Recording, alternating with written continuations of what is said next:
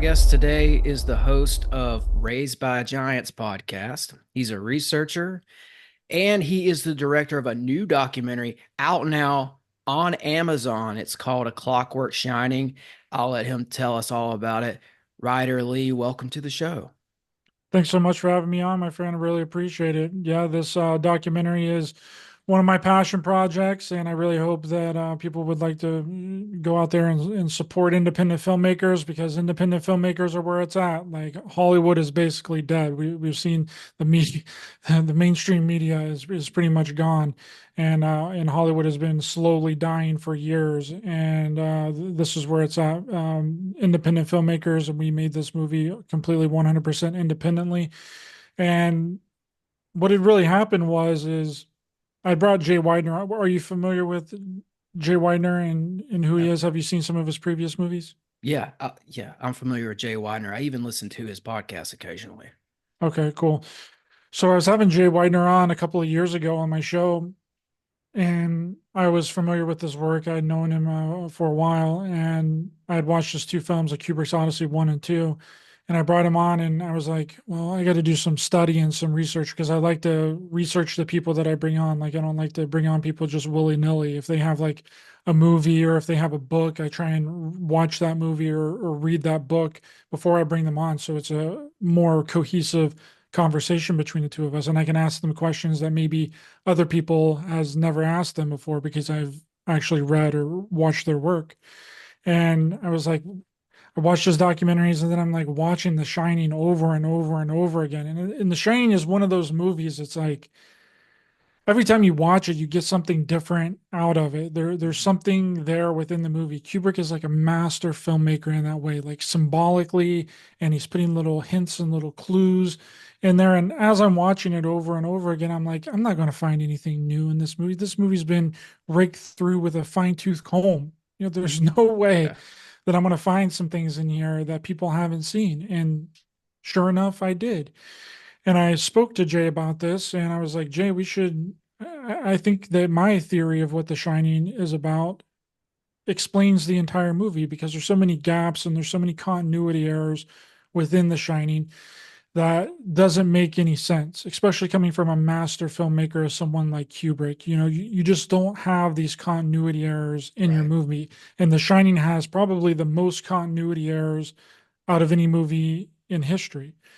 And I'm watching it over and over, and I'm like, Jay, I think I got this spot on. I think this is the best theory that I've ever heard, and I've come up with it. Let's put together a movie. Let's do a documentary on this. And he was like, yeah, that sounds good. Let's do that. And this one was going to, this is a higher budget movie. And we were like, well, how do let's do something before we do A Clockwork Shining, which that was always the name of it from the very beginning, which is really strange. Normally, the names change Yeah. all the time of movies and stuff, but that's what we wanted to call it from the very beginning. And we were like, let's do let's do a movie first. Let's cut our teeth on that movie, and then we'll see how that one turns out, and then we'll, do the next one, the next one is A Clockwork Shining. So we did JFKX, excuse me, first, which is also on Amazon Prime. Well, it's on Amazon Prime Freevee, so you can just get on there and watch it for free. But we did that movie. It went through its run, and then we started filming A Clockwork Shining. And I've been working on this for the past 6 months, and it's been an incredible journey. I've worked tirelessly on it. Like we were mentioning before we started the show, I would eat, sleep, and breathe this documentary. Hmm. So I really hope that people go out and give it a shot. And it's not like something. Well, you've seen it. Yeah. What do you think of it? Can you give Oh, yeah, let them know what you think of it. well, first of all, I like when stuff just kind of comes together and falls into my lap. And we spoke over the weekend. You told me Friday night to check out the documentary. And so I went into it just not knowing what to expect. I had no idea that it was going to be as good as it is. So I would say it's better than good. I'd say it's the best documentary of 2024, in my opinion. I'm not Thank you. just saying that because you're here. I don't do that. I don't just throw out those kind of compliments on here. I do think it's that good. So, and I'll say this too, the first 20 minutes built me up to the point where when you guys hit Laurel Canyon, Mm. I think the film went through the roof from there. And it just kind of kept building and getting better. And it's funny. I was telling a friend this weekend, we were having a conversation about Courtney Love. And I was Yeah, saying, there's a good case to be made that her dad was government and that she was peddling drugs for the CIA and that she was supplying heroin to the grunge scene, kind of initiating that. I think she's probably the one who got Kurt on heroin. And then, of course, he goes out and gets it on his own. And I know your documentary doesn't cover that, but I was telling my friend this. So he's thinking about this now. So what I'm going to do is I'm going to send him your documentary because you guys have kind of laid a foundation for that to make sense. absolutely. That's one of the what I've been told by people that have seen it, and some of the reviews already up on Amazon Prime Video. They're shocked because some of the information people already knew and have discussed before, but it's the way that it's been like laid out for them to like consume it makes it a really a difference because they're seeing it visually and they're hearing it. And that was one of the shocking things to me as I was making it. I was like, this is why people, no matter how good you are at any profession, no matter how good of a singer you are, no matter how good of a musician you are, it really doesn't matter if you don't have the connections. Connections. You don't have the military backing if your family isn't a part of some high up military officer. And that's what we really bring into this movie because it's not just about The Shining and Stanley Kubrick. That's the main focus, but there's so many other things in there. The music industry, the film industry, the CIA, the intelligence community. It's all wrapped up into film, this almost Mhm. 2 hour long film. It's a hour and 50 minutes it clocks in at.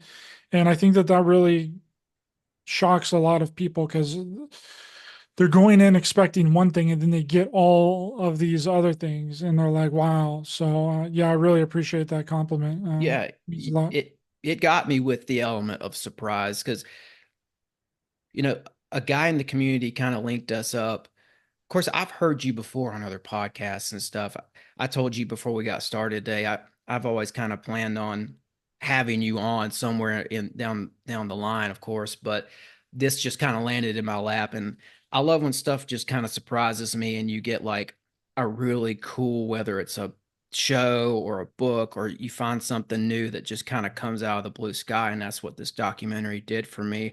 But I was thinking when you were kind of talking about the origins of this film too, it sounds like it had a very organic conception because it sounds like you were watching this film and you saw some stuff that probably nobody has seen and you went to Jay about it. And Jay is someone I'm pretty sure he is the originator of the theory that Kubrick worked with NASA to do the moon landing. Yes, yes, Right? that The Shining is Kubrick's confession to faking the moon landings. Yes. Yes. So Jay's a guy who's like spent a lot of time with this film. He's a cool guy to go to when you see something new. What was his reaction to some of the new findings that you had? Well, I really laid all this out for him. Not everything that's in the movie, because a lot of the things I hadn't actually seen yet, like the handprint on. Well, I had seen that before because I brought that up in our conversation on my show. But the Nazi swastika in the background Yeah. of the gold room, no one has ever seen that. I'm the first person to ever see that, and I hadn't seen that yet until I watched The Shining on the big screen. There was a theater nearby me last year on Halloween in 2023 that was doing a re-showing of The Shining on the big screen for one night. And I was like, oh, we're doing a documentary on this. I got to go see The Shining on the big screen. Yeah. And that is the only way that I would have ever have seen that swastika in the background of the gold room, and no one has ever seen that before. ever. So it not only brings together new things, but it also mixes in other things that people have seen before. It's kind of like a culmination of what people have seen within The Shining, and then my interpretation, and then in our theories of what it really means and what Kubrick was actually trying to portray. But Jay was really receptive because Mm. I had already had him on a couple of times before that, before we did this show of my analysis of the Shining. And he was like, "Wow, I think you're right. This makes 100% complete sense." And I really think that we convey that really well within this documentary. I think we lay it out as plainly as we possibly can. And I think it really drives home that this movie is not what people think that it is. It's it's an experiment. There's something more, there's something darker and deeper going on up here. And that's one of the things that really struck me as I watched it over and over and over again, was that in the first 10 minutes of the movie, when Jack is sitting there talking to Allman in his office before they move into the hotel for the winter, Allman pretty much just lays out the entire plot of the movie, and he Mhm. tells Jack pretty much everything that's going to happen in the entire movie. He's like, "Listen, Jack, this isn't a physically demanding job. This is a more of a psychological it's a psychological job, because of, like, you're isolated up here. You can't really go anywhere. The winters are really hectic. You can't get off the mountain. Yeah. You're going to be up here for a long period of time, and some people can't handle the isolation." And then he tells Jack about Grady, which murdered his two daughters and his wife. Yeah. And It's it's like he lays out the entire what's going to yeah. happen the rest of the movie in that first 10 minutes of the movie. I mean, he doesn't come out and outright say that this is what's going to happen, but it's not like movies nowadays, because a lot of movies nowadays, they give everything away in the exposition of the movie. They it's between the dialogue of the characters. Like, you could have like a really mysterious, creepy movie that people don't really know what's going on, but then at some point within the movie, it's explained to you between the dialogue of the characters, Yeah, which is they hand it to horrible. you. That's Yeah, garbage. It's right. like Long Legs. I don't know if you've seen Long Legs, but that's exactly what they did with Nicolas Cage. Like, it's a very creepy, mysterious movie. You don't really have any idea what's going on, but in the last 10 minutes of the movie, they explain the entire movie to you, and you're like, "What do you mean? Why did I just watch this hour and 45-minute movie just to get everything explained to me at the end of the movie?" It doesn't make any sense. They take the mystery out of the movie, and they take the putting two to two together by the audience to fit things together. And that's what Kubrick did with all of his movies. And he did very few interviews. He didn't want to do a lot of interviews about his movies because he didn't want to tell the audience what he thought that it was about. He wanted the audience to figure it out on their own. He wanted the audience to put two and two together and theorize and create their own ideas and their own theories surrounding what his movie is about. Mhm. And that first scene, I never really realized it until I watched your documentary. But yeah, he is kind of laying out what's going to happen, but it's subconscious. It's something that the and I think Kubrick was a master at this. He's taking the viewer on this roller coaster ride, and in that first scene, he's introducing these psychological elements to your subconscious.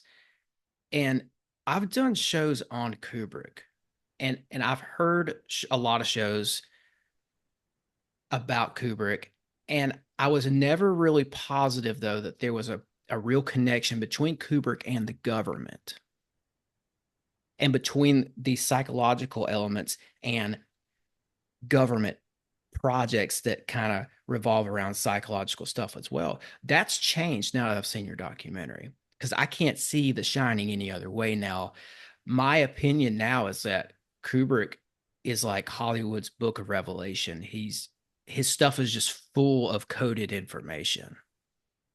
Yeah, it's in layers. It's in layers upon layers, and we discuss it in the documentary a little bit. We're talking about the moon landing, which again is was what Jay Weidner's movies prior to this one really discussed that The Shining was Kubrick's confession to, faking the moon landing. And it's Mhm.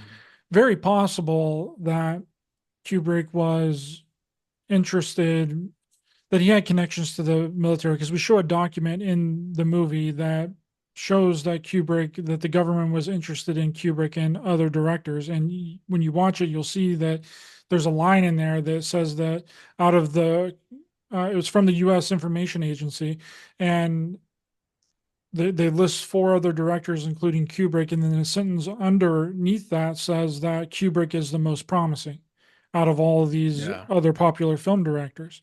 Now, we don't know what this project was really there for, or what this project was, because it doesn't say in the document, but it just shows that the government was interested, highly interested in Stanley Kubrick. And this was right around the time of the moon landing, and right around the Mhm. time that Kubrick is launching production on 2001: A Space Odyssey. And this 2001: A Space Odyssey uses effects that had never been used in movies before, highly advanced front screen projection that Jay also discusses in his other documentaries. So it's a high possibility. I'm not saying that it's fact. It's a high possibility that during the shoot of 2001: A Space Odyssey, Kubrick shot bonus scenes, like extra scenes, so the actors they would just think that it was just a part of the movie that they're in, and those scenes didn't get put into 2001: A Space Odyssey, and those scenes became the moon landing footage that we saw. Yeah. It's a high possibility. Again, not saying it's factual, but it makes sense. Yeah. I think so too. And I think the eternal question here for me is, was Kubrick, this is kind of deep, but this is where I'm at with this. I'm wondering if Kubrick was getting played or if he was the one kind of playing the government here, because you guys show that quote from Kubrick in the beginning of your doc where it's like he says something along the lines of never go near or become friends with people who have real power. Yeah. And then you go on to show that the government had these pet projects and these tentacle projects that have shaped the way Americans think. Kubrick's aware of that and he's kind of cluing us into it. And I don't know. I mean, I've always heard too that maybe I'm not the first guy to say this. I'm sure I'm not, but because I've always heard that there's this group of people who are super into Kubrick, super into his films, specifically The Shining. I think even Paranoid American said something about it on here in a show, and like he was talking about these guys. They're in these forums online, and they're invested in this movie, and they're invested in how it kind of sort of foreshadows government programs. And I never really thought that there was anything to that, but I do now. I'm starting to see that there's something there. There's a thread there. And I don't know if he's cluing us in or if he's being manipulated. But there's a connection there. There's a connection there 100%. And I think that it's highly possible that he was doing it such in a subliminal way, because this is has no one's ever had this theory of what The Shining's about until now. Yeah. You would think that if they were smart and they knew, then someone would have came out about this before, but they didn't. I was the first person to do it, and I think that's like the long game with Kubrick. He knew what he was doing. He changed Stephen King's novel to fit exactly what he wanted. He knew what he was doing. He was rewriting the script as the movie was being shot. No film director would ever do that. Ever. That's just not smart to do. And Jack Nicholson was so frustrated with him rewriting it all the time that he wouldn't even study or read any of the lines, because he knew that the script was going to change the next day. So I think he was playing a really long game, and people like to throw around, 5D chess and 4D chess and all that, and it kind of negates the meaning of what that actually is. But I think if anybody was a 5D chess player, it would have been Kubrick. And Kubrick also loved playing chess. Mhm. He was a chess master. Not a lot of people know that about him. But there's so many things that are hidden within the movie that there's no other way around it than other than the way other than our theory and what we present in the movie. There's not really, it's going to be very difficult to argue with that it's not an experiment that's being ran up there at the Overlook. All Oh, of the for sure. telltale signs are there. You got Catcher in the Rye. The first time you see Wendy and Danny in the movie, Wendy's reading the book Catcher in the Rye. Many researchers have discussed that Catcher in the Rye is a MK Ultra mind control trigger. It was found on the scene of two major assassinations less than a year after the release of The Shining. Kubrick had it in his film first, and then it just happens to be a little bit after the film is released. You have these two major assassinations of John Lennon, and well, the attempted assassination, but it still was an attempted assassination of Ronald Reagan. And That was a big the book highlight was for me found. when you brought Joe Atwill in, because he breaks that down perfectly. That's what I'm trying to tell people here. Like, you got to go see this because it's not just a Shining documentary. I think you may have even said that already in this episode. It's more than that. That's why I brought up the Courtney Love thing. It's because that has nothing, that's not in your documentary, but other things like that you've heard that the government was involved with are going to fall into place and make sense when you watch this documentary. And Catcher in the Rye is one of them.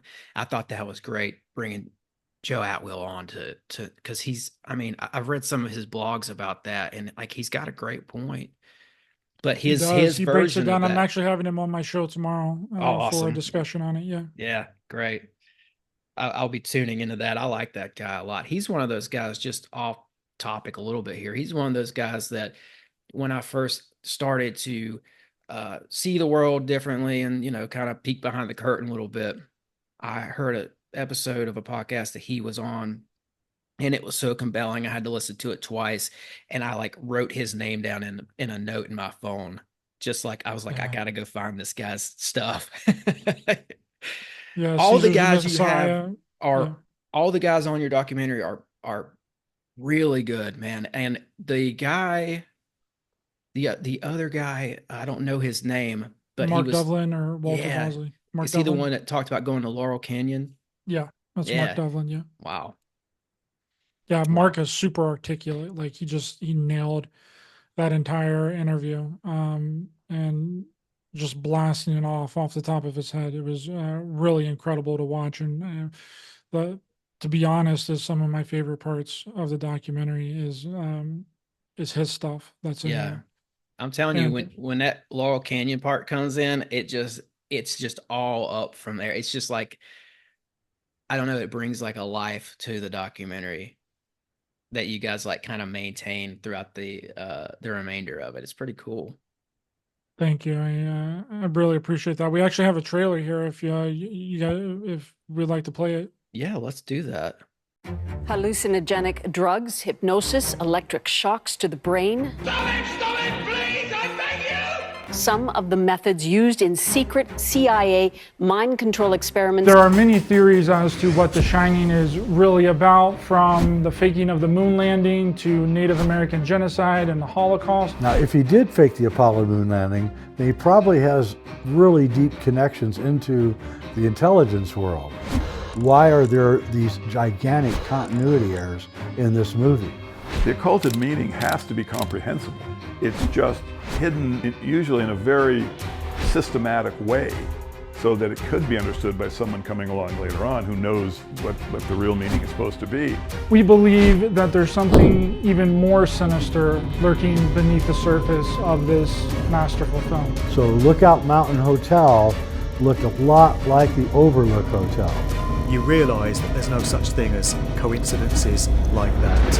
As Lookout Mountain Studios, ran by the Air Force. That told the story of nuclear weapons testing by the United States. Of the Army, Navy, and Air Force, the Air Force was known to be the most excited, the most turned on by MK Ultra and its prospects. Reportedly, there were more films made at Lookout Mountain than at all the other film studios in Hollywood.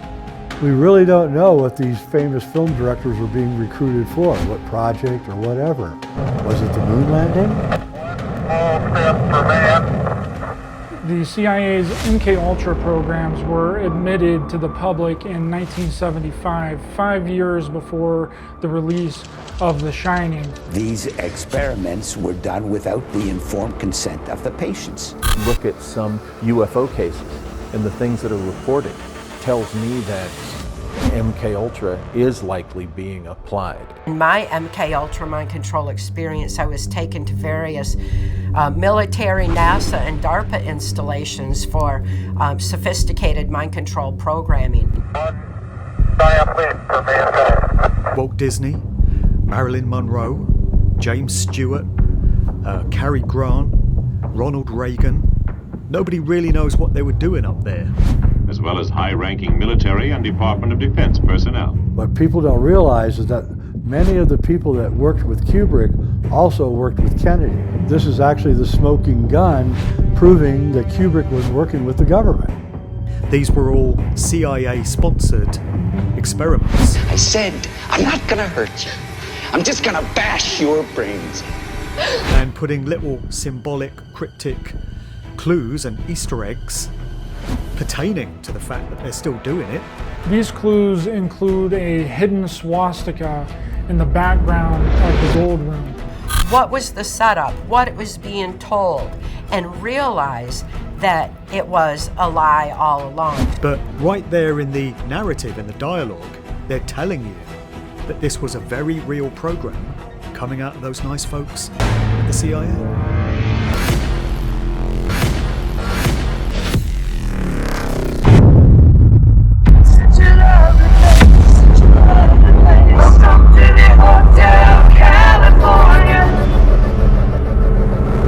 Here's Johnny!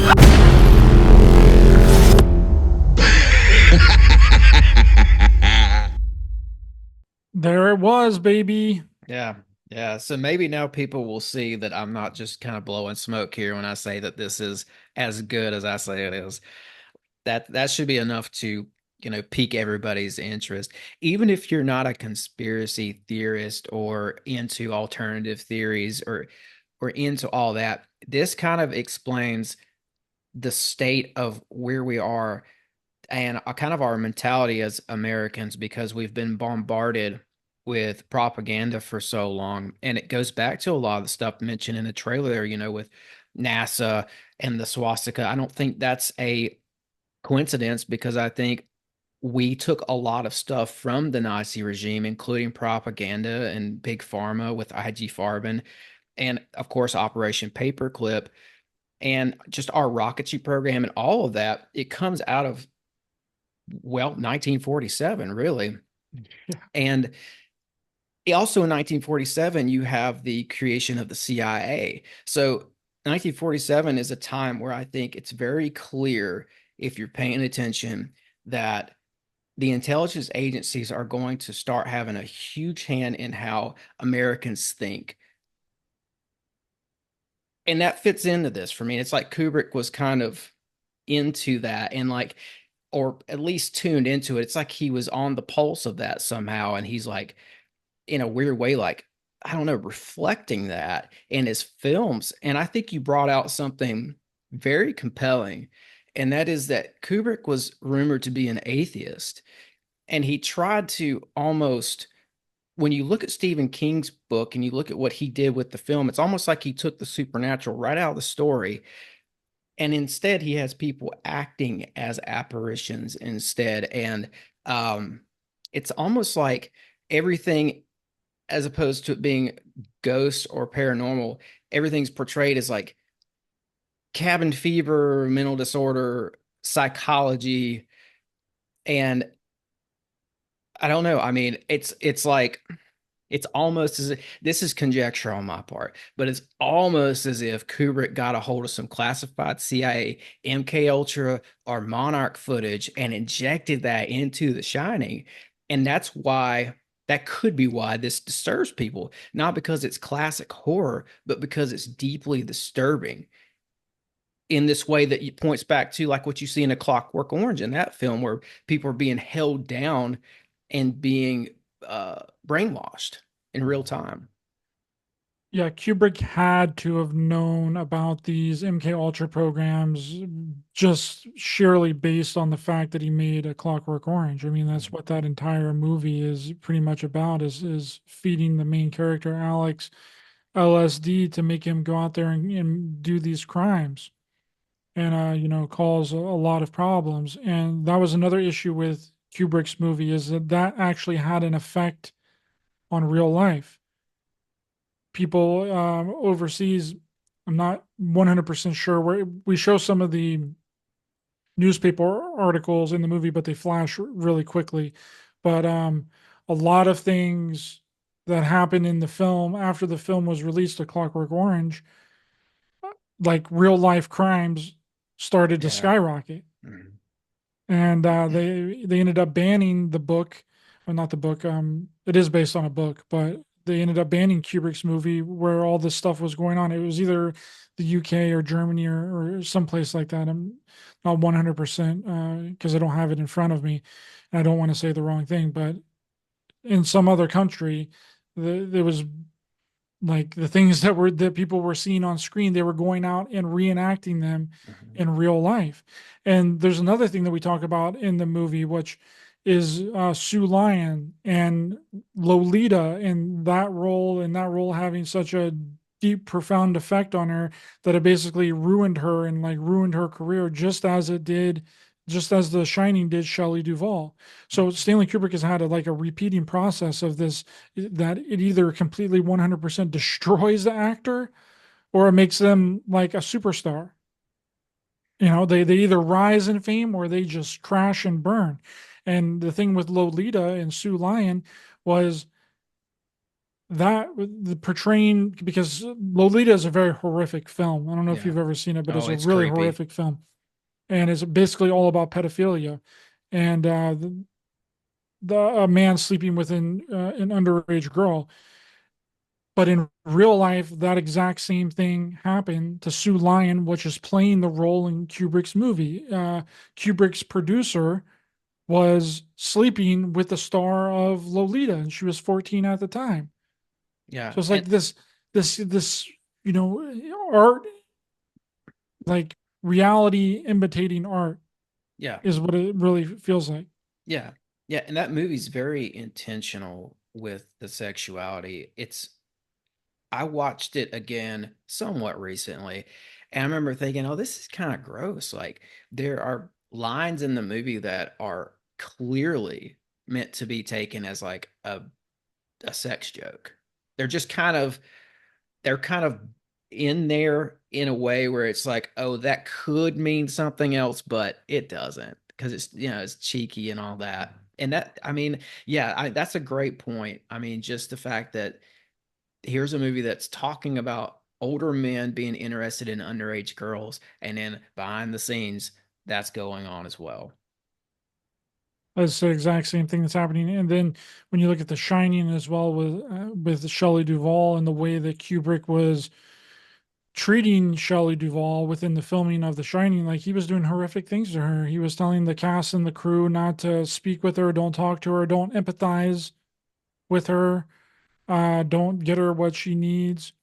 And there's a scene that we have in our movie that he's like just pretty much yelling and screaming at her. It was like, you're screwing all this up. You're pretty much telling her that she's worthless. And that seems very familiar as to what, I mean, it's definitely not as extreme, but it seems like that he's not only making an experiment within the movie, like the movie's about a CIA experiment, but he's also doing an experiment as he's filming the movie.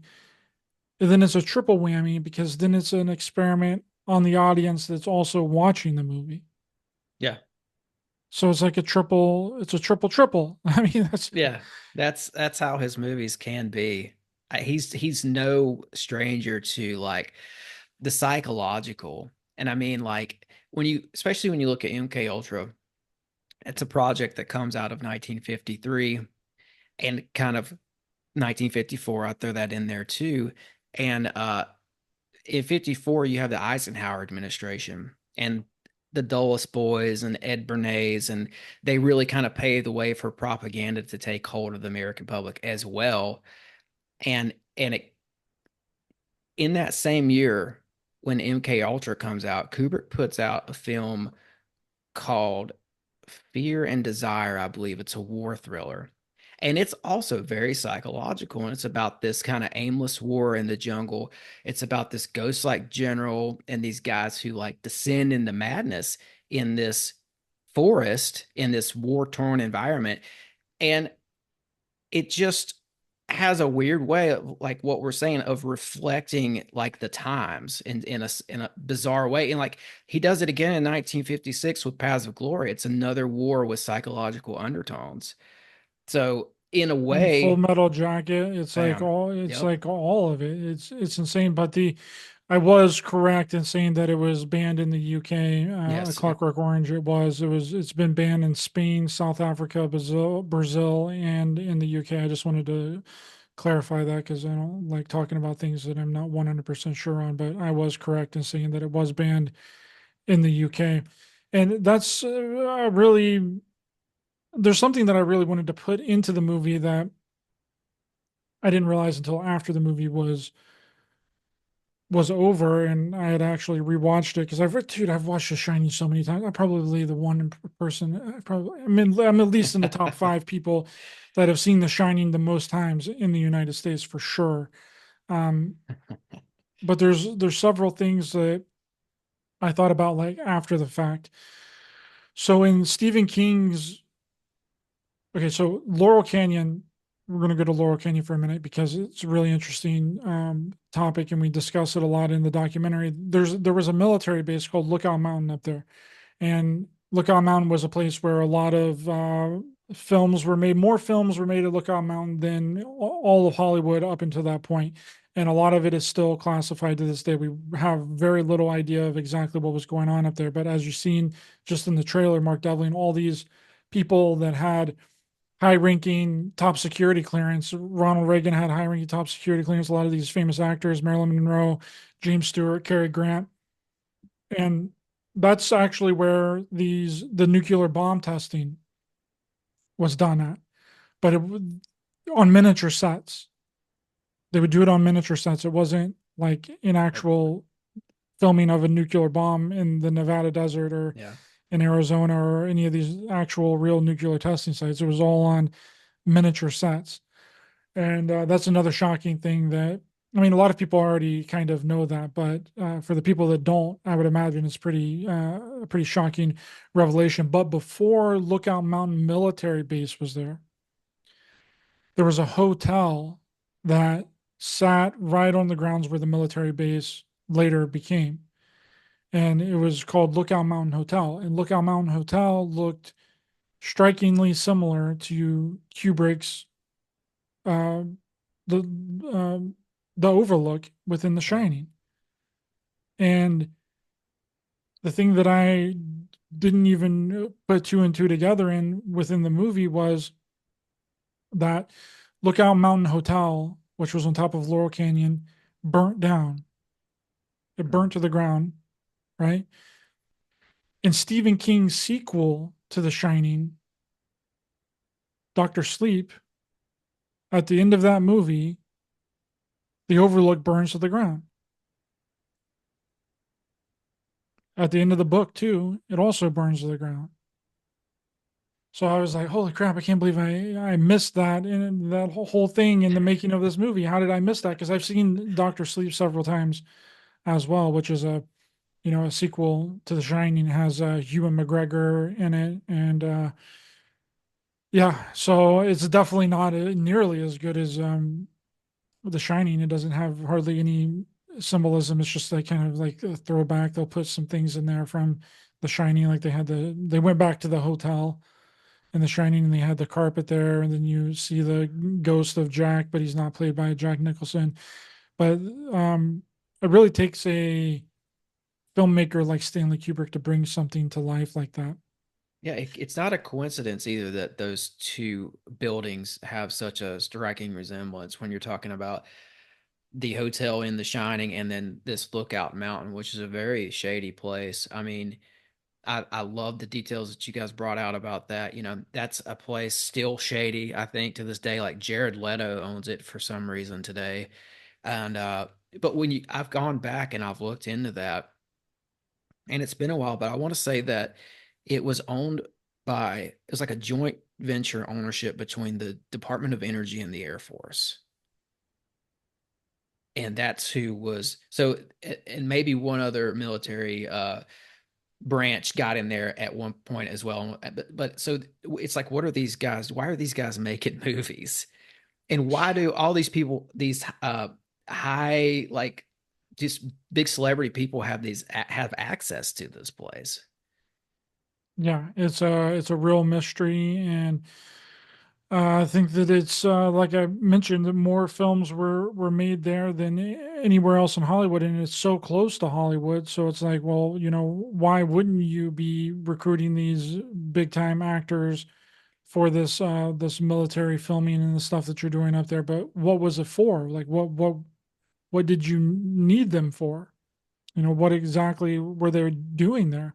And the facility had all kinds of stuff. It had its own helicopter pad. It had its own nuclear fallout shelter underneath it, several film stages, several recording studios. I mean, we show the footage in our movie, and it's like they were just making movies every single day, like big, huge. You've seen these military personnel carrying like freaking forklifts of freaking movie reels and to be processed.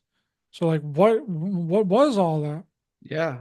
Yeah. And then Kubrick is, I like this too. You guys show, I had never seen this before, where at the end of, so at the end of 2001 Space Odyssey, in I guess one version of it, at the end there, it shows the credits and it gives credits to all of these military institutions and aerospace companies. And this was like 12 years, I think, before The Shining is when he puts out 2001. So I think it just kind of goes to show that the government was heavily involved with his films, because by the time he does The Shining, those relationships are already in place almost.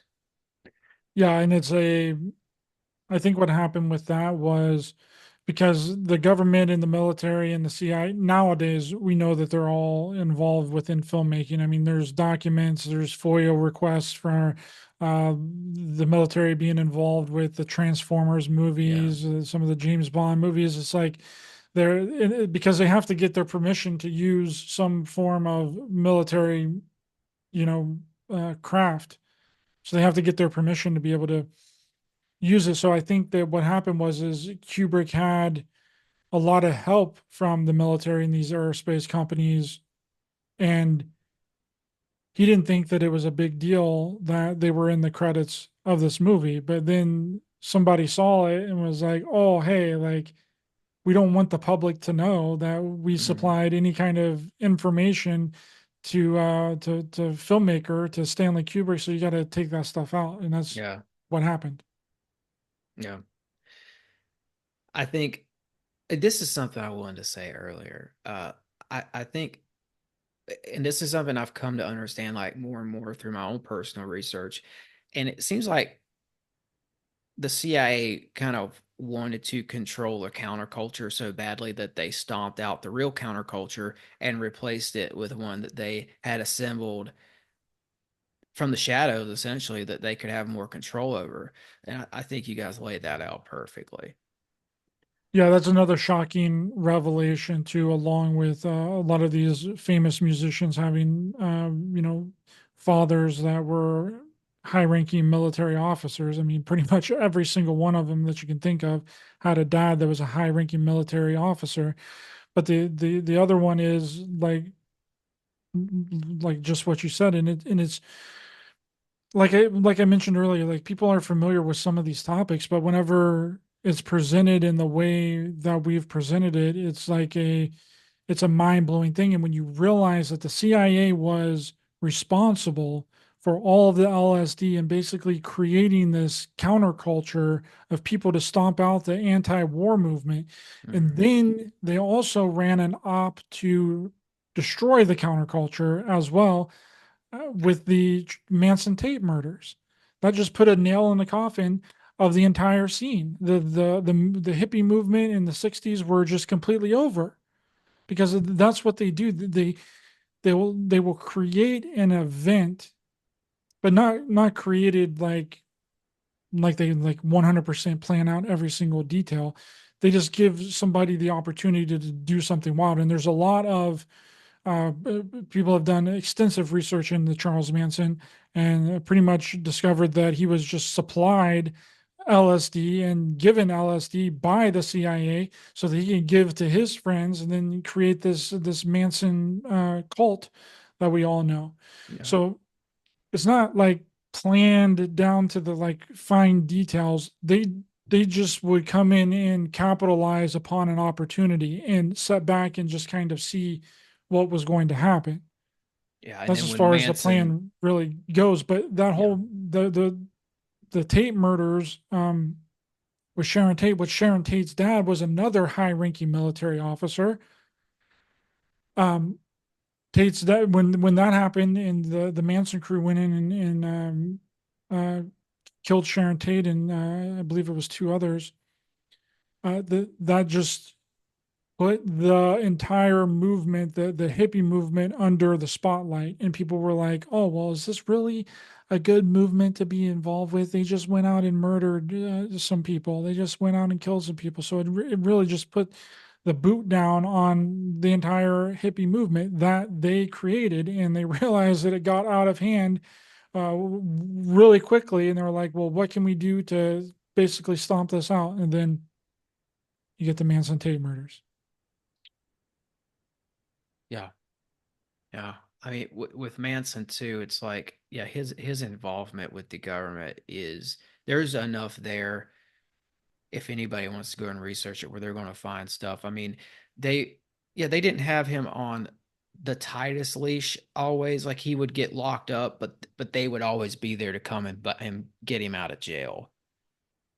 And it's the same Because way with Jim Morrison too. The same yes, thing happened with Jim Morrison. He got arrested several times, and that's why he was so wild and crazy and felt like that he could do whatever he wanted to do, because his dad was a top-ranking military officer that was responsible for the Gulf of Tonkin incident that got us into the Vietnam War, that killed thousands and thousands of people. So he knew that he wasn't going to get into any trouble, and that's exactly what happened. Whenever he would get arrested for doing whatever on stage, like being naked on stage, or flashing people on stage, or performing drunk, or disorderly conduct out when he's not doing a show, and he would get arrested, he would almost immediately be let out, because he knew that he would immediately be let out, because it was like it was a fabrication. It was a thing that was like put together. yeah, yeah. It causes me to question his death as well. Talking about Jim Morrison, I mean, Yeah. supposedly he died in Paris, but they immediately like sealed the coffin up. Only his girlfriend and and the Doors manager apparently saw him dead. They just threw him in a coffin and sealed the coffin, and they won't let. Oh, last time I checked, they won't let anybody go and exhume the grave. It's just so shady, but it makes sense when you see like the connections behind his career. Yep, all military, all by military design, and a lot of strange things happen. Like now they don't really do that anymore. If something was, if there was something funny about a death, or they don't want someone to know about someone, or someone is like fake their death, the easiest way to get around that is to immediately cremate the body, Yeah, bingo. because then it's just gone. There's been several examples. I don't want to go off on a whole other tangent here, because I want to stay on this topic. But an example of that was Pat Price with the remote viewing unit. He worked with SRI. He was one of the best remote viewers in the entire world, and he was found dead in California, and his family wasn't alerted of his death until after he was already cremated. Mm. He took out a giant life insurance policy before he died. He called his family and his friends cryptically and said, kind of cryptically gave them his like last goodbyes. And then a guy with a suitcase came in with a, like, sort of looking like a man in black. He came in and got the body. So I think that that is a perfect example of somebody that faked their death. That has all the telltale signs of someone that faked their death. And what's his name? The not the KGB guy, but in Third Eye Spies, Oh yeah, good Yuri, documentary. not what Yuri is his name? Bezmenov. No, no, no, Oh, no, Ingo no. Swan. No, it's another guy that is really popular within the remote viewing community. He was a part of SRI for a little bit, but they thought that he was a Russian spy, so they let him go. It's the guy that thinks that that sued Pokemon because the character Alakazam he thought was based off of him.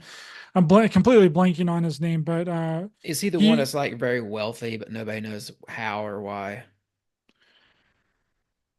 Because there was a guy in that movie that was like he had a mansion over in France or something, and like, but nobody knows what he does for a living, other than he's involved with the government's legitimate remote viewing program. All those guys have kind of weird connections. I don't want to call them all sketchy because I don't know that all those guys are sketchy. Some of them just have this, I guess, unique ability, but I don't know the guy's name that you're talking about. yeah, I'm trying to find his name. I'm completely blanking on it. I only have so much stuff in my head at a Yeah, time, and then I discard some things that was old to make room for new things. You know what yeah, I mean? yeah. Well, that's Yuri interesting Geller. about. Yuri Geller is his Okay. name. But Yuri Geller was talking to Russell Targ within the movie Third Eye Spies, and he's like, "Listen, like the CIA just they don't take out people that are so valuable like that." And Pat Price was a very valuable asset. So um, I think that and again, I'm not saying it for a fact. It's just from the things that Yuri Geller has said and all the circumstances surrounding Pat Price's death, that it is a possibility that some shenanigans happen there. But it's kind of the same way with and I don't want to take a political turn either. It's just another example with the attempted shooter on Trump. They cremated his body like that. Done.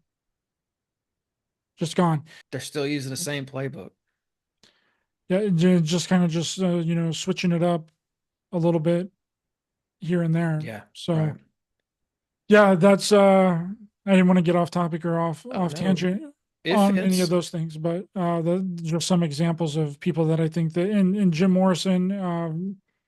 I would like to actually talk with Mark Devlin a little bit about that, and see if he has any more theories or more explanation on what do you think actually happened with Jim Morrison. But it would make sense that if he was like no longer useful to the music industry anymore, then he would just be like, all right, I'm out. It's Hmm. kind of the same way with like Prince, Hmm. Prince as well. He was no longer useful to the music industry. He got all of the rights back to his music, Yeah. and people weren't making money off of his music anymore. So it's like, time for you to go. Yeah, I think with Jim Morrison too as well, like he was in a state, I think the night that he died or supposedly died, he was downstairs of where he was staying in a bar and they found him like passed out in the stall and they carried him out. Maybe they carried him up to his flat and he was in a state where he should have just been able to sleep off whatever whether he had drank too much or whether he was doing heroin, he should have been able to, or both, who knows, he should have been able to sleep it off. But instead, they say he died. But it goes back to what you're saying with what happens after the alleged death is where all the sketchiness comes in. It's like where they either cremate the body, they just get rid of the evidence. And with Morrison's case, it's locking him in a coffin forever, not letting anybody kind of go in and do a have a second look. And it was the same way with JFK's body, except JFK's body was actually exhumed in the middle of the night with no explanation. They just came in and dug up his body and then just moved him like 2 or 3 feet Yeah. Yeah. So weird. And they All did it those so people at the covertly. hospital died mysteriously too that were kind of involved with moving his body around. So interesting. Yeah, there's a lot of cases like that, and it's a high possibility that something like that also happened with the Tate murders as Yeah. well. That kind of like a it's kind of more of like a movie set Yeah. What do you than think anything about else. the Once Upon a Time in Hollywood movie? I love Quentin Tarantino. He's kind of getting weird with his opinions and his ideas and stuff on things as of late, but I've always liked Quentin Tarantino's work, but I've heard some people say that Once Upon a Time in Hollywood is sort of like this generation of people's The Shining. I don't know if that, I've only seen it once. I thought that it was good. I liked it. I really like all of his movies besides The Hateful Eight. I did not really care for the Hateful Eight, but I mean, it was still a good, solid movie. I just wish that he would have made a sequel to Django Yeah. instead. And that was his Same original here. plan, was to make a sequel to Django, but the script leaked online, so he had to change up all the actors and all that. It was supposed to be Jamie Foxx and Samuel L. Jackson's role in that movie. It was I, supposed to be a sequel to Django, and yeah. he switched out Jamie Foxx with Samuel L. Jackson. Yeah, it's my least favorite Tarantino movie. The Hateful Eight is. Yeah. Well, it's an interesting comparison though with Once Upon a Time in Hollywood and The Shining. I guess I kind of see where people are going with that, like because there is a psychological element there in Once Upon a Time where he introduces the Manson family and he's Yeah. kind of setting the stage for the Tate murder. There is some psychological undertones there, but it's not nearly as disturbing as The Shining. Yeah, I would have to agree with that. I would have to watch Once Upon a Time in Hollywood again. I kind of watched it late in the game, and but I really enjoyed it. I think he's a fantastic What do you filmmaker. But they're not really like smart films. I wouldn't say they're not really Yeah, it's a fun intellectual films. They're fun films. fun, yeah. They're like popcorn films, and they're filmed really well. And he's an out of the box type of filmmaker, and he uses a lot of practical effects. Yeah. Like he uses a lot of squibs in his movies, like to emulate a gunshot wound, which I really like. I like practical effects in my movies. So You know, he's got one more movie down, but he's not making The Critic anymore. He canned The Critic, so nobody really knows what his last and final movie is going to be. yeah, that's going to be interesting to see.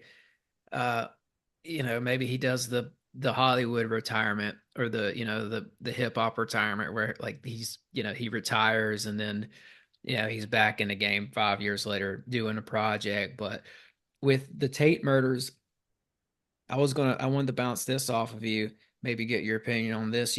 Roman Polanski's involved with that. And then you have Sharon Tate, and we see in your film that Sharon Tate's father is a big military guy. But Polanski, it's been said that he may have had one of these blackmail operations going on, similar to like Diddy or Epstein, and that maybe there's a connection there. Maybe Kubrick got sucked into that somehow because Kubrick was friends with Polanski. Did you come across any of that in your research? Well, absolutely. Polanski got in trouble for being with an underage girl at Jack Nicholson's house. That's 100% fact. And we talk about that in our documentary. And then Polanski fled the country to escape being prosecuted and going to jail and going to prison. And Jack Nicholson at that exact same time also fled and went to make The Shining with Stanley Kubrick for Yeah. over a year. So they kind of just like, after that happened, they just kind of split. But Roman Polanski and Jack Nicholson were in had a pretty close relationship. They'd done several movies together. Jack Nicholson was huge and instrumental in the Laurel Canyon movie scene. The Trip, Psycho, no, not Psycho, Psych Out, the Monkeys movie had, which a lot of them, glorified LSD use. And so Polanski had to have also been friends with Kubrick as well. And Easy Rider was a film that Jack Nicholson was in, which actually prompted Kubrick to hire Jack Nicholson for The Shining. It was because of that movie, Easy Rider, with Jack Nicholson in it. Mm. Easy Rider, Rider Lee, baby. That's another one you need to put into that. Put in the doc. But no Yeah. one's heard from Jack Nicholson in a long time. He kind of retired from filmmaking and doing a lot of this stuff. But a lot of the things that we bring up in the documentary too is that Jack Nicholson doesn't know his father. Mhm. His mom doesn't even know who the father is. So there's a lot of really strange things that were going on with Stanley with Jack Nicholson in that era of his life. So we could have digged deeper into Jack Nicholson a little bit, but some of it was, cut for time and making a cohesive and sound story. We also could have went into Stanley Kubrick a lot more because there's a lot of rumor and speculation surrounding Stanley Kubrick that I don't really want to say because Okay. Yeah, we don't it's want to say just too much here. it's We want just people it's theory and it's Oh, speculation, I but see. it's compelling though. It's pretty compelling, and it might turn out that no, I don't even want to say it. That's fine. I was going to say, I imagine that in preparing and doing research for this film, I imagine that you had to sit through and watch a lot of interviews. And what got me thinking about that was where you alluded to just a second ago, where maybe like what Jack Nicholson's up to right now is kind of a mystery. He's kind of, I guess, like maybe he's laying low or something like that. And I had the thought when you said that, I bet Ryder sat through a lot of interviews with people involved with this film, especially Jack. Even people that's not even necessarily related to the film, because I just wanted to see what they would mention, if they would talk about anybody that's, important. I listened to several interviews with William Friedkin, the director of The Exorcist, because he was kind of another like Kubrick-esque character in the way that some people really liked him and other people they didn't like him. He was like a hardcore kind of director and like went through his vision. And I listened to a lot of interviews with him trying to see if he mentions Kubrick, because we have this part in the documentary that we pretty much come to the conclusion that The Shining was kind of just given to Stanley Kubrick because they had a pre-published copy of Stephen King's book, The Shining, and it was kind of given to Kubrick to, kind of push him in this direction. Like, hey, do this. This is going to be a best-selling novel. It's coming from Stephen King. We want you to kind of make a movie out of this book, because his last film that he made before he made The Shining was Barry Lyndon, and Barry Lyndon was not a successful movie. It was one of Kubrick's worst movies, worst performing, worst critically reviewed, and worst audience review, and it lost a lot of money. And Warner Brothers was more than kind of likely like, okay, well, here we got this pre-published copy of The Shining. Why don't you consider this? Kind of pushing him in that. You consider this for your next, your next movie, because we've had success with, an A-list director directing a best-selling horror novel and The Exorcist. So we have like a track record with doing this kind of film, and that's more than likely what happened. Is that Kubrick was kind of pushed to make The Shining because his movie before it was not very successful, and they were like, okay, well, let's just have him, try and do this film. Yeah, I imagine that created a lot of tension between him and Stephen King. And I don't want to give away too much with your documentary, but I think that point hit me pretty hard when I saw that you guys showed in a documentary this scene of the red car being crushed. That I never thought about this before, but that seems like it was 100% blatant. It was a stab at King. It was I mean, how could it have been anything else, right? Yeah, he changed the color of the Volkswagen Beetle that Jack drives in The Shining in Stephen King's novel was a red Beetle. Then he changed Jack's collar to a yellow Beetle, and then later on in the movie, when Halloran is driving up to the Overlook, whenever he had psychic visions from Danny telling him that things are not so good, things aren't so good back here, Bob. He's driving up to the Overlook in the middle of a storm, and he sees the red Volkswagen Beetle crushed underneath a semi. Yeah, it's for sure a stab at Stephen King. There's not, it's like, hey, you may be a good book writer. You might sell some best-selling books, but you're not a filmmaker. Mm-hmm. You can't make movies. Yeah.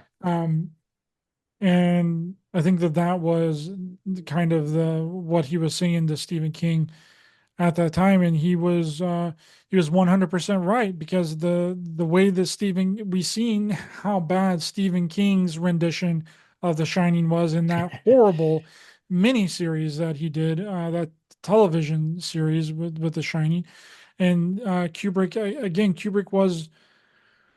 It's been theorized and it's been said that people that were close to him that Kubrick he was like a pseudo type of atheist. Maybe he didn't necessarily believe, because there were several times, and Stephen King has mentioned this before in interviews. Stephen King was like, Kubrick would call me in the middle of the night and ask me some weird questions. He would call me at like 3 a.m. and ask me if I thought God was real. And so it's been kind of theorized that Kubrick necessarily didn't believe in the paranormal and the supernatural. So he wanted to make this, the Shining, realistic. He wanted to replace the ghost with real people, and that gives you an explanation of who let Jack out of the storage room in the movie, because that's really the only paranormal thing that happens in the entire movie, aside from the fact that the ball rolling toward Danny whenever he stands up in the hallway and goes into room 237. Those are the only 2 paranormal things to happen in the entire that are truly paranormal. Like everything else Grady can be a real guy, which I think that he was. Lloyd Mm-hmm. could be a real guy, which I think that he was. The old lady in the bathroom could have been an old lady, or like a real person, and we can get into that too. Don't let me forget to mention that, because there's a connection between Lloyd giving Jack an alcoholic drink and what the CIA had done before. But all these people can be actors playing a role up at the Overlook for an experiment to run on the family up there, to see how they would react and see what way where their mind would be and what they would do based off of the circumstances that they're given. So it makes sense that Grady was actually there, and he let Jack out of the storage room so they could go wreak havoc and try and kill Danny and Wendy. And when you look at what he's typing, right, because that's really the most famous scene in the entire movie, is when Wendy walks in on all of Jack's work laying there on his desk, and she realizes at that very moment that Jack is not writing a novel. He's not writing a book. He's just writing the same sentence over and over and over again, which is all work and no play makes Jack a dull boy. That's psychic driving. That's a psychic driving MK Ultra technique. That is to put something inside of your psyche to control and manipulate you. Hugh and Cameron in Canada was famous for creating this MK Ultra technique. And when you look at the RFK assassination, and Sirhan, or Sirhan, however you want to say it, people say it in different ways, but they found a notebook of him. He's the gentleman that's been, supposedly shot and killed RFK. He had a notebook where he just said, RFK must die, RFK must die, RFK must die, over and over and over again. So Jack is doing a different version of psychic driving. He's doing his own version of psychic driving. And when Wendy comes in and finds out, Jack's triggered and wants to kill Wendy. Yeah. And then kill Danny. Triggered. That reminded me of something as well. And this is something that blew me away. There's essentially it has, when you say triggered, I think about what the government's capable of doing. And you guys showed that Britney Spears interview where Diane Sawyer says spasm. And as soon as she says that, you see Britney's head jerk back and everything changes about her. It's like a spirit comes into her, or like a childlike personality comes into her and starts coming through her. And it's so weird. I had never seen that interview before. I'm so glad you guys showed that. And I've heard people talk about that, but I had never watched it. I never put much thought into it, but it is so obvious that whatever that word spasm means to her triggered her. And it can be an array of words. The word can be programmed into the psyche of the patient, into the psyche of the victim. And whenever that phrase or that word is uttered, it could also be colors. It could be an image. And it can do the same thing as whatever that person has been programmed with. Yeah. Yeah, absolutely. I mean, aside from major plot points, one of my favorite scenes is where you took the time to sync up all the different newscasters saying the same thing. Yeah. And I think it's important that people see that, because as a modern society, that's something that we're contending with. And the Yuri Bezmenov clip, which people need to go back and listen to that. Yuri Bezmenov, all those interviews that he did in the early 80s, because it explains everything that's happening right now, like in this very day. Like the plans that he laid out for everyone is exactly what has happened. And in our documentary, he's talking about, the education system and how if you pretty much insert a certain ideology into an entire generation of people, later those people will grow up to put those policies and those ideas and everything into place into the culture. And another thing that I'm not for sure is in there, but another thing that he talks about is the confusion aspect, right? If you confuse the public on what it is that they're supposed to believe, then whatever it is that you want to do can be gotten away with, because people will think that fake things are real things and real things are fake things. So you feed a certain segment of the population one thing, and then another segment of the population something completely different. It's kind of like with what Kamala Harris just recently did. Again, I'm not trying to get political here, but she did that very thing. She did a pro-Israel ad to a certain section of the United States, and then she did a pro-Palestine ad for another section of the United States. That is how you create confusion. And then Barack Obama later on echoes exactly what Yuri Bezmenov was saying in the early 80s in that speech where I think it was a college or something. He's up there giving a speech and he was like, listen, if we flood the public square with all of these conspiracy theories and, all of these thoughts and ideas, then the public no longer knows what to believe. And whenever you get away from not believing in democratic institutions, government, and any organization, then it's like, good. That's where we want you. And that's been the whole psychological flip of all this. Yeah, I heard it said recently, I think like this, our grandparents' indoctrination is our culture because they indoctrinate somebody 3 or 4 generations back. And by the time it gets to the grandkids, they don't question anything. They don't even know to question anything. That's just how it is. And they were And more accepting of it because back then the government and these political figures were telling you more truth than they are now. You know what I mean? Yeah. So it's like they still hang on to that a little bit. They're like, oh no, they couldn't ever be getting up there and boldface lying to us. I mean, look at it now. Look at it now. Everything that they said that was going to happen turned out not to happen. Yeah. It's like they're wrong.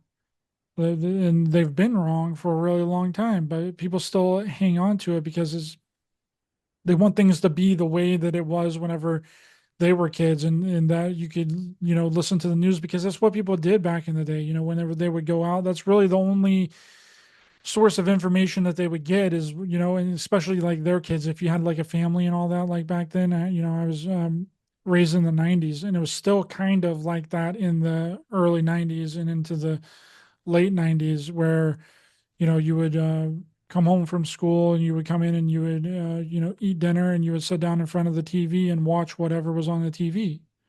Yeah. And that was your primary source of information. And people trusted that, but that's not the way that it is anymore. Yeah. And you've got one of two choices there when you get home and you either turn on Fox or you turn on CNN. Yeah. You're red or blue. And that's an easy way to control the narrative and not make it look like you're controlling a narrative because you have two different sort of, we're probably on the same page with this. Two wings of the same bird, that whole thing. It is true to a degree, and but I'm actually I'm very hopeful, more hopeful now than I've ever been. And if it turns out that hope was in vain, or it turns out to be another nothing burger, then it's nothing on me. Like, I think we need to celebrate the win because I think that it is a win, and we don't get very many wins. Like the public never gets any win. We've never had a win to this degree, even if it's a perceived win, even if it's just a perception of a win, it still matters because we've never had something like this in the history of my life. And I don't think that any of the people that are still alive in the United States has had a win like that, except people that maybe were, still alive at the end of World War II. I'm sure people were super excited about that war was finally over and we defeated Germany. Yeah. But since then, it's been nothing but fear and doom and gloom, and how everything is like too big to win. It's the intelligence community, the government's got their hands in all this. I don't ever see it ever changing, like no matter what type of scenario. Is just one thing after the other, like starting with, immediately after World War II was the Cold War, Vietnam War. Then we had like Waco in the United States, which was a big wake up call. I mean, a lot of things were happening in the 90s that were getting militias really riled up. And then the thing after that was 9/11, which somehow weirdly united everybody for extended period of time. And then it was just completely destroyed with just a few months later, it went on to something else. And then in 2020, that turned out to be like a whole thing. And this seems like, even if it's just a perception, that things are going to be okay. then I want to hold on to that thing being okay, because if we just keep focusing on all the negative and how all this stuff is too big for us to, the government's too big for anything, for any real change to happen, and for us to live in like a harmonious way, and for our food supply to be cleaned up, and like these governmental agencies, not having all this power, and the taxes, and the increased price of food. Like, what do you want to happen if you think that there's no change in it? Like, what do you think's going to happen? And it seems like that what the people like that are just black pilled to their core, it seems like that they're pushing for a new world order. They inadvertently want a new world order because that's the only way that it's going to happen. That's the only way that we're going to get the reality that they want, is a new world order. You only have two directions to go. You either attempt to change some of this stuff and make it better for everybody, or you completely submit. And that's what those people are inadvertently doing. They think that they're, being righteous and being out there and calling everybody on their bullshit and being like, oh no, he works for blah, blah, blah. No, he works for this. He's an Israel supporter. Blah, it's the two sides of the same thing. He's not going to make a difference. Blah, blah, blah, blah, blah. Like, that is, that's not doing anybody any good, because that is actually just really influencing and propping up the New World Order. Yeah, I'm with you. I can get behind that. I think what I should have said was the two wings of the same bird thing, in a lot of ways, applies to the politics of yesteryear. And I agree with you. It does feel like something new is on the horizon. And this doesn't feel like the same run-of-the-mill Republican Party. He's bringing in people like RFK and Tulsi Gabbard and other people who got stomped out by the establishment when they tried to hold or make office. So it does feel like, and hopefully it is real. Hopefully it is a real change. We'll see. Only time will tell. But I'm with you with that. And I probably shouldn't have said we're on the same page about it and laid it out like that, because it is a new day, and the stuff that applied yesterday maybe doesn't apply today. Hopefully it doesn't. Yeah, it's a new set of circumstances. It's a new, it's a completely new reality, I think. And hey, like, it could all go to shit. Mm-hmm. And I'll be the first to tell you. I'll be like, hey, everything that he said that he was going to do, he didn't end up doing. But it's a different type of scenario that we have now, because he's been on several shows and several big name podcasts, basically saying the same thing every single time he goes on. People know what he's going to do. So if he doesn't do it, accountability, there's going to be problems. Yeah. So he really has no choice. It's not like in 2020 when really all that we got from him was directly from the media that was, switching his words around and making him seem like he said all kinds of wild and crazy shit. Well, that's not to say that he doesn't say wild and crazy shit, because he does, but he's actually funny whenever he says it, which throws people off guard. But we now have like a direct, we've heard from him directly. I mean, he had a 3-hour conversation, sat down with Joe Rogan. He was on Lex Fridman. He was on Sean Ryan. He was on Theo Vaughn. Same with JD Vance. He's been on all those podcasts as well. We know what they said that they're going to do. And if they don't do it, then we're going to be like, why didn't you do it? Yeah. You just said several times that you were going to do all this stuff and make everything better. Why didn't you do it? There's going to be accountability there. And I don't think that we've never experienced a time like this. And I don't think in the history of the freaking world. I don't think. I mean, technology is very new. This is the first time in history that we've had all the information that we can ever want right in our freaking fingertips. It's a it's a wild reality to really be in when you think about it. But we've been so normalized by it, we've become so complacent by it.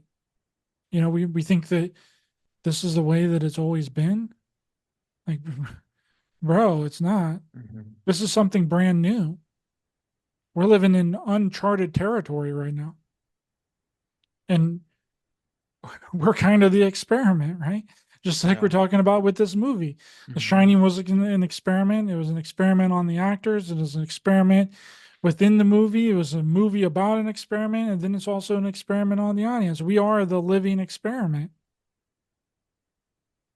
What did you want to tell me about the CIA connection with the drink, the bartender, the old lady, that whole thing? Yes, thank you for reminding me. So Room 237 has been like this this kind of, people want to know more about Room 237, like what was going on there. We're like, what was this actually? Jay Weiner proposed that it was like a secret room for the like held like Stanley Kubrick's secrets. There's been a lot of theories surrounding what Room 230, and he changed the number because I believe it was 217 in the novel, in Stephen King's novel, but Oh, he switched Stanley it. Kubrick changed it to Room 237. And no one really understood or knew why he did that. And Jay Weidner proposed that it had to do with the faking of the moon landing, because the moon was reported to be around 237,000 miles away from the Earth at that time. Now we know it's further away from the Earth, but at that time when the movie was being made, that's approximately how far we thought that the moon was from the Earth. And then you have Danny in the hallway standing up with the Apollo 11 shirt on, which the carpet looks like the launch pad from the Apollo 11 rocket. So that is all very interesting. It's all in Jay Weidner's other documentary. I'm sure people have heard that several times before, but I also think it's just important to point out because Jay Weidner is the producer and he's also in our movie. Now, when it comes to Room 237, the first time that Jack experiences anything strange is in Room 237 when he encounters the very attractive woman that comes out of the bathtub and then turns into an elderly woman. But that didn't happen until after he took the drink from Lloyd the bartender. Now, what we propose in the movie is that Jack's drink could have been dosed with some sort of hallucinogenic drug, and the CIA has been known to do this several times in history. It was done. Actually, it was done in some of the first experiments that was done on some of the first MK Ultra experiments that were done on Army personnel. They didn't really know what kind of drugs they were being experimented on. They just told that they were going to this Army base and that they were volunteers and that they would be, you know, to do testing. Like the military would be testing chemical agents on these volunteers, these Army personnel volunteers.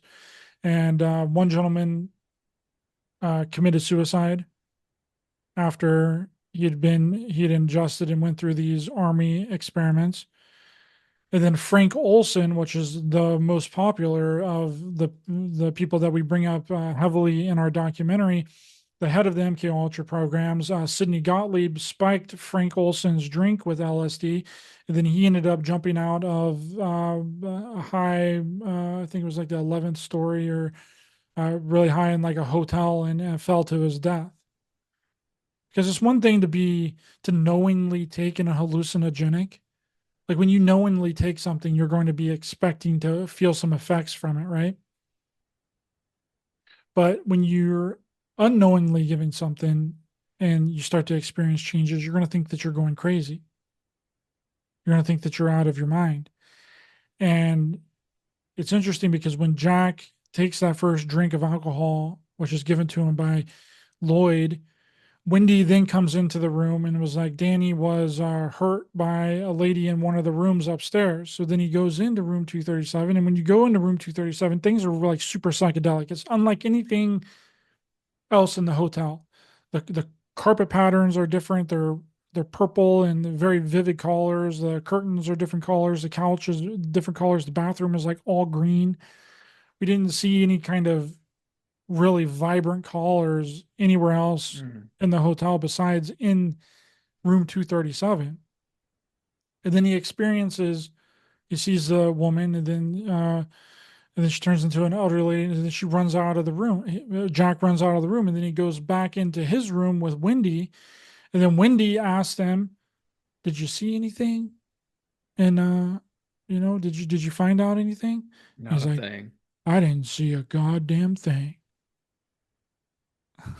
Yeah, yeah. So there was a real quick moment in the movie, and I wanted to ask you about this.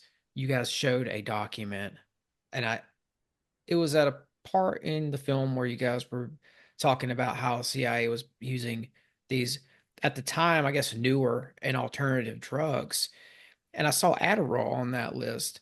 And I wanted to ask, did you find that maybe the CIA was trying out the first Adderall and Ritalin on the MK Ultra patients?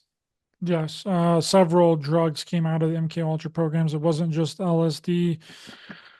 Everything was experimented on within those programs. Everything from sugar to nicotine to Adderall, Ritalin, antidepressants, antipsychotics. I mean, we show an entire list of all of the drugs, and there's over 100 of them on that list.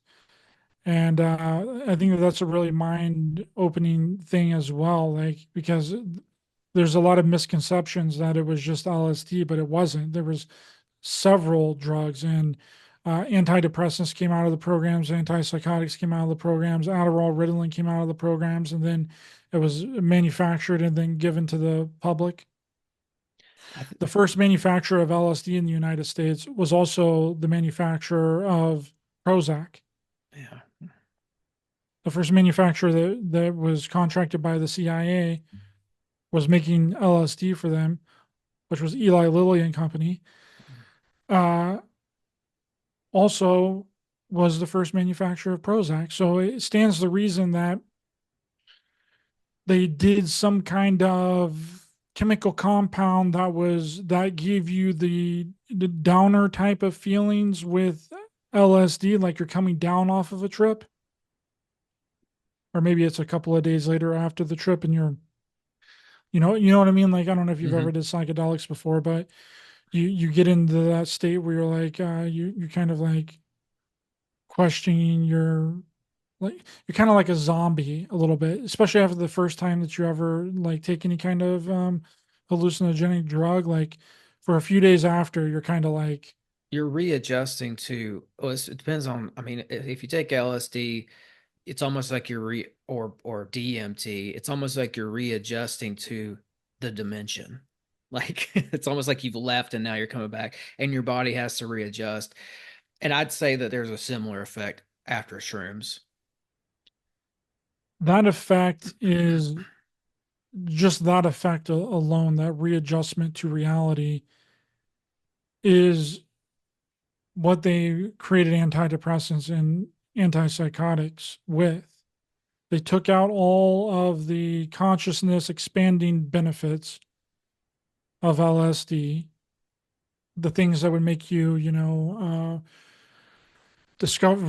that, this reality, all the things that people go through with, doing a hallucinogenic drug. They took all that stuff away and they just pretty much put in the bad stuff. And then they sold that to these pharmaceutical companies, and now everybody is on all these drugs. I mean, you look up the statistics for how many people in the United States is on some form of pharmaceutical drug, and it's over half the population. Over half the population is on some form of pharmaceutical drug. And that's not even illicit drugs. It's not even counting illicit drugs. Over half the freaking population of the United States is on some form of pharmaceutical drug. It suggests that there's a link between Big Pharma and the CIA. And I would imagine it might even go back to IG Farben and the Nazis and that swastika that you discovered. If we want to tie it all in like that, I don't know, but I'm seeing a lot of dots seemingly being connected here. I think so too. And the swastika that I found in the background, excuse me, of the gold room really connected with what other people have seen before. Other people had, sorry, I got the hiccups for some reason. No, you're good. Other people had connected and seen that at the very end, which we show in our movie as well, but we didn't discover it. Other people had discovered this.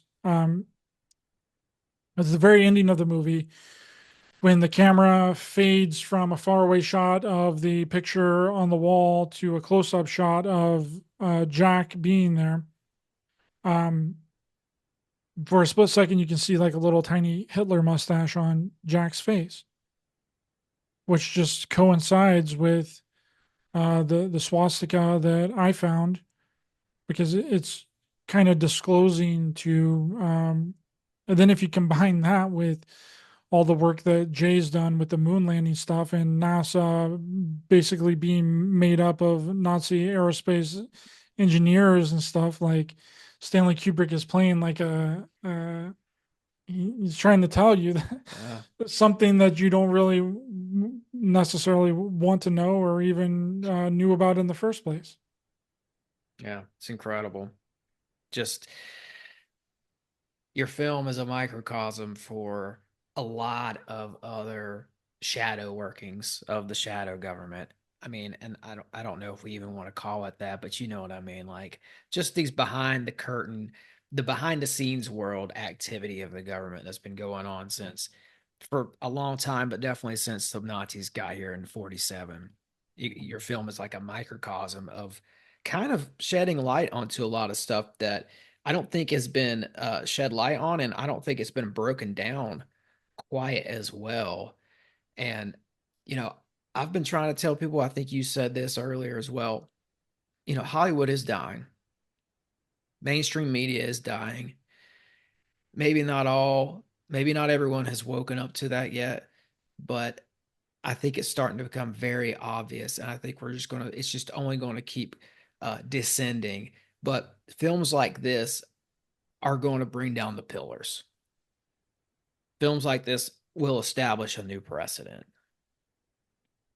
Thank you. That's really high praise, and I really hope that it does. And I hope that people watch it and then rewatch it, because it's there's a lot of information in there. Where there's a lot of different topics, and from the feedback that I've been getting is that they've had to pause the movie like an hour and 15 minutes in, and just to be able to like catch their breath and be able to process everything that happened, and then finish the rest of it. And then other people were like, "Hey, I watched it all the way through. I couldn't stop watching it, and once I started, I couldn't stop, and then now they're rewatching it again." Mm-hmm. So I really hope I hope that they check it out, and hopefully we can get a link to it in the description of. I'll be doing that for you for Cool. sure. Thank you very much. Really appreciate it. I hope people check it out. I hope people watch it, and I hope that they really pay attention to it, because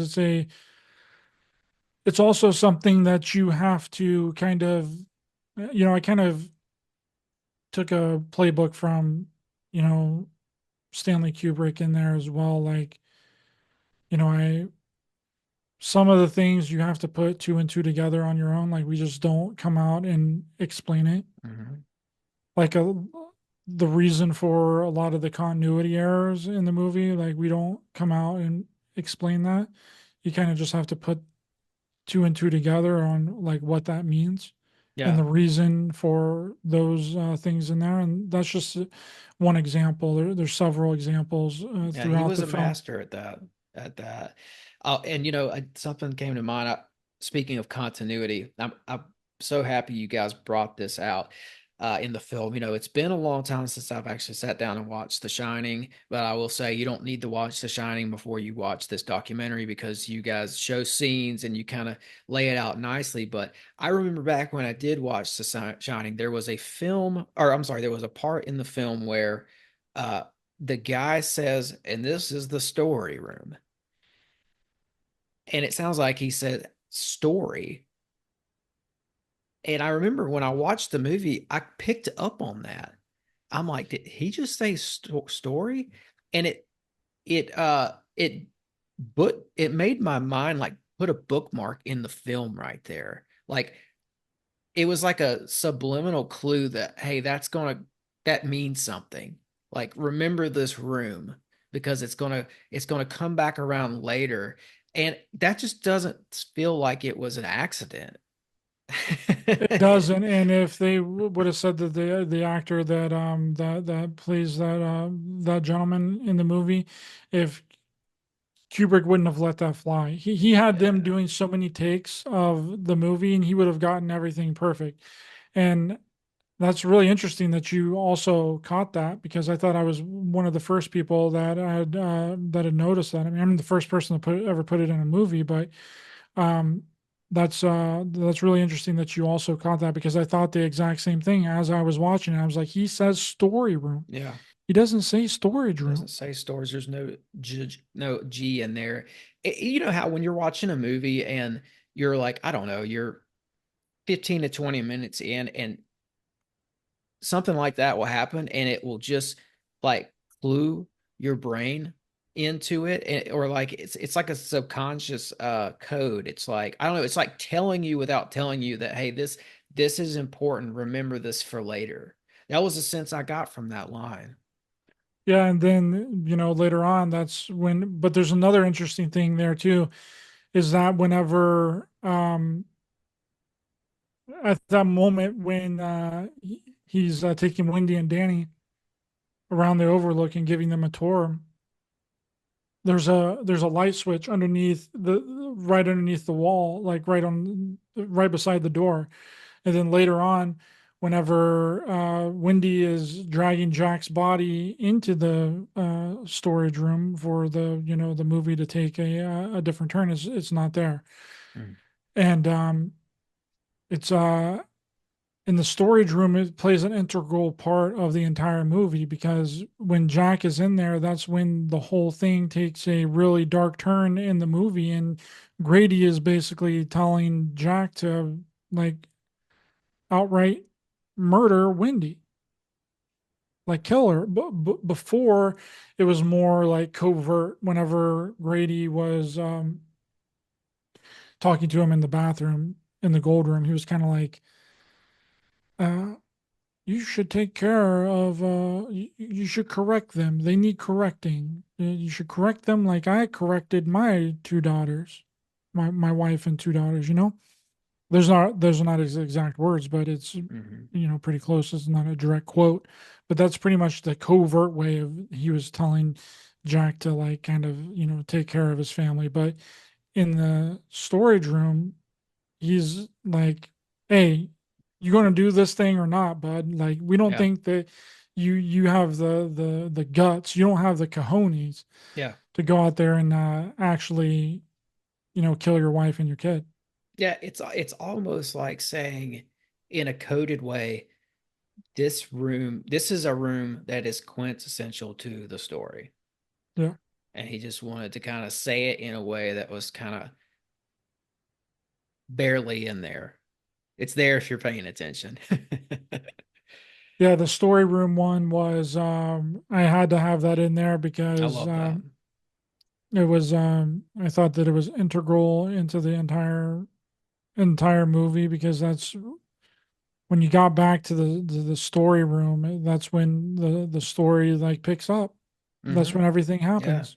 Yeah, exactly. And that's another example of how this movie, Kubrick's movie, plays on you psychologically. It toys with you psychologically in a big way. And like, I've heard that I've heard through the grapevine that people are maybe having weird dreams after they're watching your documentary now. And I don't think it's because of your documentary. I think it's because you've so well covered The Shining that it's that it's that stuff in The Shining that's kind of bleeding through your documentary and still able to affect people.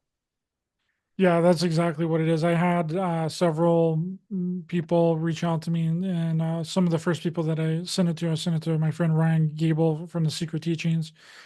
He watched it and he had really bad dreams and nightmares after watching it. The people that Jay Widener sent the film to, well, he didn't send it to them. He had a screening at his house for about 5 or 6 people, and they also experienced really strange, weird, nightmarish type dreams. Now, I haven't experienced it while watching the movie that I've done because I've watched it so many times. I edited it and put it all together, so I watched it 100 times at least.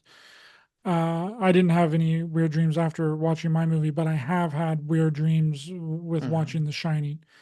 Like one time I watched The Shining late at night, like right before I went to sleep, and I had the most screwed up dream that I had ever had in my life. I was like, I'm not watching this anymore before I go to sleep. Like I'll watch it during the day, not watching this bad boy at night. There's something with the visuals within The Shining that is affecting people on a subconscious level. So I'd be really interested if anybody else has any that's watched it or watched my movie. It doesn't have anything to do with my movie. It just has to do with the fact that there's clips and scenes from The Shining. I didn't put any subliminal weird things in my movie. And there's not any weird tones or anything like that. It's just like all standard, music and sound effects that I've put in there. So Well, it's, I watched it Friday night after we talked, and I watched it right before bed, and I did have kind of a weird dream. It wasn't like disturbing or anything, but I had a dream where I was in a big motel like building, and I couldn't find the stairs. I could see up to the second floor, but I couldn't find the stairs. So I took the elevator to the second floor, and the elevator got stuck. But before it got stuck, it was like I was in, I'm just going to the second floor, but it felt like I was going like all the way up to like the 80th floor or something. The elevator just shoots up, and like something weird happens that I don't know if I've ever experienced this in a dream. It felt like the elevator went up in the space and started flipping around. And I had this strange anti-gravity effect that I felt in the dream. Like my body felt this in the dream. And I had to like calm myself down and like sit in the floor of the elevator and just kind of, I don't know, just be calm for a minute and take a breath or two. And then I decided I was going to try to open up the door. So so I open up the door and everything comes back to normal. It doesn't feel like it's floating anymore. And there I am. I'm on the second floor of this building, right where I intended to be. But it was the weirdest feeling floating around, zooming around. I don't even know how to describe it in this elevator. And so I had to throw that in and tell you because I don't think I've ever experienced that before in a dream. That's wild. Weird. That's a wild dream, dude. Yeah. Wow. Yeah. Yeah. Mine was just really scary and like creepy, weird, and like nightmarish. That sounds like a strange, cool, weird dream. You definitely got a good one out of Yeah, all I the got a ones good that one. could happen. I got a good one. Well, this has been great. I do want to encourage everybody to go out and see this. I try to touch on this a little bit. I do think it connects dots with history, with our recent history as Americans as well. There's a lot of elements to this. And like we've been talking for almost 2 hours now, and we have not touched on all the stuff, maybe not even half the stuff in this documentary. It's full of gems. And you've got guys on there who hold their own. They know their stuff. You've got great researchers on here. It's just a great ride, and I'm going to link it front and center in the description. So when you're done, when we wrap this up, guys, just go to the description, and I'll have a link straight to the film on Amazon there for you. You can find it right in the description of this podcast.